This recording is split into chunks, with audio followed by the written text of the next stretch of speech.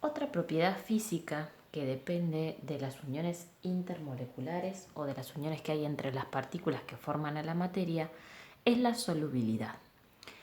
La solubilidad tenía que ver con sustancias que se mezclan de tal manera de que formaban sistemas homogéneos con una única fase, o sea, propiedades iguales en todos los puntos. El ejemplo más común que tenemos o que solemos hacer es el de agua con sal de mesa. Al hacer esa mezcla, el agua y la sal toman las mismas propiedades en todos los puntos del sistema y yo por eso concluía que se trataba de un sistema homogéneo. Bueno, entonces, ¿por qué existe esta propiedad de que se puedan mezclar las sustancias? Bueno, tiene que ver con lo que estamos viendo. Toda sustancia que sea polar va a poder generar interacciones del mismo tipo con otra sustancia que también sea polar. Por lo tanto, si yo tengo dos sustancias polares, entre sus partículas se van a poder generar las fuerzas que existen en cualquier molécula, o sea, las fuerzas de London.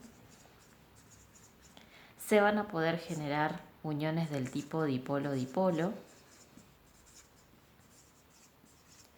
Y en el caso de que mi molécula polar tenga en su composición hidrógeno, y que ese hidrógeno esté unido ya sea al nitrógeno, al oxígeno o al flúor, además se podrán generar entonces uniones del tipo puente de hidrógeno. Ahora, en caso de que yo tenga un compuesto no polar,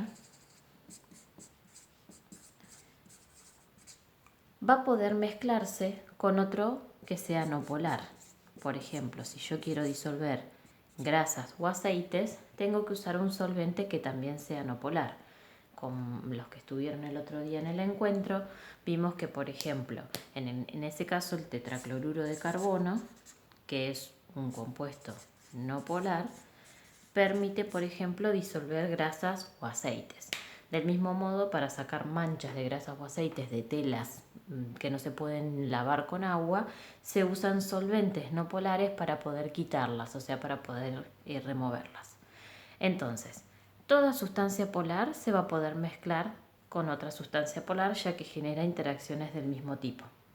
Toda sustancia no polar se va a poder mezclar con otra no polar, ya que va a generar únicamente las uniones que denominamos fuerzas de London entre sus partículas. Si yo, por ejemplo, quiero mezclar una sustancia no polar con una sustancia polar, la solubilidad va a ser muy baja. Esto quiere decir que las partículas no van a poder generar interacciones que las permitan mezclarse. Por ejemplo, es lo que sucede con los gases que están en el aire y el agua, ¿sí? En nuestro caso, en Tandil, en el dique, se colocó ese geyser con la idea de que todo el tiempo estemos forzando al aire con el movimiento de ese chorro de agua que cae a mezclarse con el agua, es decir, se le obliga a ese compuesto no polar que son los gases del aire a mezclarse con un compuesto polar, ya que la solubilidad es muy baja y fácilmente escapan, ¿sí? Lo mismo que sucede, por ejemplo, con el gas dióxido de carbono en la soda, ¿sí? En la soda tenemos agua y a la fuerza se le coloca dióxido de carbono a presión. Ese dióxido de carbono, que es no polar, fácilmente se escapa cuando no está más esa presión, o sea, si o una gaseosa, por ejemplo, pasa lo mismo, al destapar se separa lo no polar de lo polar y por esa razón la solubilidad es muy baja. Ahora, ¿qué pasa si yo tengo un compuesto iónico, como es la sal de mesa? La sal de mesa que nosotros utilizamos, que es el cloruro de sodio, al igual que otros compuestos iónicos, tienen la propiedad de que se pueden mezclar o son solubles en compuestos polares. Entonces, generalmente hay una alta solubilidad en estos casos. Bueno, entonces, ¿por qué un compuesto iónico puede mezclarse con un compuesto polar? Bueno, vamos a hacer un esquemita para representarlo y explicarlo un poquito mejor. Entonces, Voy a tomar la sal de mesa porque es lo más cotidiano o por ahí lo que más estamos acostumbrados a analizar. Entonces la sal de mesa yo les conté en un videito previo que está formado por iones, cationes sodio y aniones cloruro. Y que esos cationes y aniones se encuentran formando yo voy a representar al sodio con bolillitas de color verde para hacerlo un poco más fácil y al cloro con bolillitas de color azul. Entonces se va generando un cubo perfecto en donde se van atrayendo los iones de carga opuesta.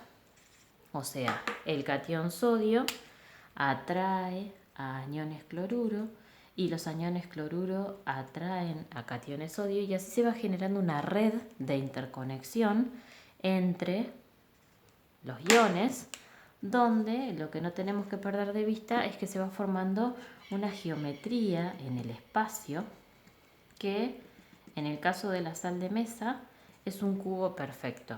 ¿Sí? Bueno, a mí no me sale tan perfecto obviamente, pero tendríamos interacciones entonces muy fuertes, son interacciones electrostáticas entre los iones y se generan en el caso de los compuestos iónicos geometrías que se llaman cristales en el espacio. Bueno, ¿qué sucede cuando esto lo coloco adentro de un recipiente que tiene agua? Si yo hiciera un análisis de lo que encuentro en ese recipiente donde adentro hay agua, bueno, lo que me voy a encontrar es que ahí adentro hay un montón de moléculas polares donde el oxígeno, que es el átomo más electronegativo de la molécula, es el polo negativo y los hidrógenos serían los polos positivos. Y este polo negativo del agua atrae al polo positivo de otra molécula de agua cercana y así también se van generando entonces interconexiones entre las moléculas por polo opuesto. Esto va a atraer al oxígeno de otra y así sucesivamente. Bueno, entonces, ¿qué sucede cuando yo coloco esto, o sea, sal de mesa, adentro de un recipiente que tiene agua?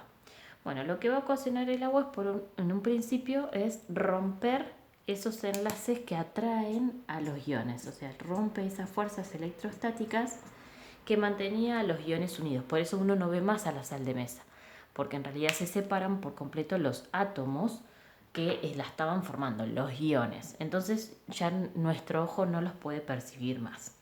Entonces, ¿qué pasaría si yo miro la mezcla de sal y agua? Bueno, con lo que me voy a encontrar es que los iones sodio, que tienen carga positiva, se empiezan a rodear de las moléculas de agua por el polo negativo. Es decir, me van a quedar las moléculas de agua con el oxígeno orientado hacia el catión, ya que el oxígeno, recuerden que era el polo negativo de la molécula de agua. Y así se va rodeando por completo y ese término se dice que está solvatado o hidratada el ion.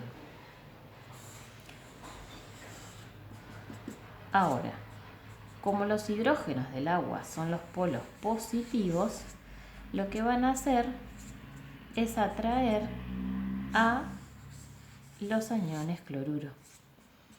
O sea, estos hidrógenos son todos polos positivos de las moléculas de agua. Entonces, ¿qué van a hacer estos polos positivos? Van a atraer a los aniones cloruro.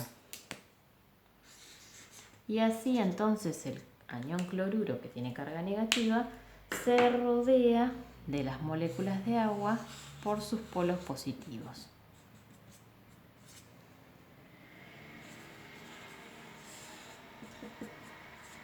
Y así también se van a generar entonces redes donde a su vez este oxígeno va a atraer a otro sodio y así sucesivamente, y se logra entonces que los iones de la sal de mesa se separen por completo y que se vayan rodeando de las moléculas de agua por el polo opuesto. Por esa razón, los compuestos iónicos se mezclan fácilmente en compuestos polares, como por ejemplo el agua. Esta interacción que se genera entonces entre los iones y un compuesto polar recibe el nombre de unión ion-dipolo, ya que se está dando entre un compuesto iónico formado por partículas con carga eléctrica y un compuesto con moléculas polares.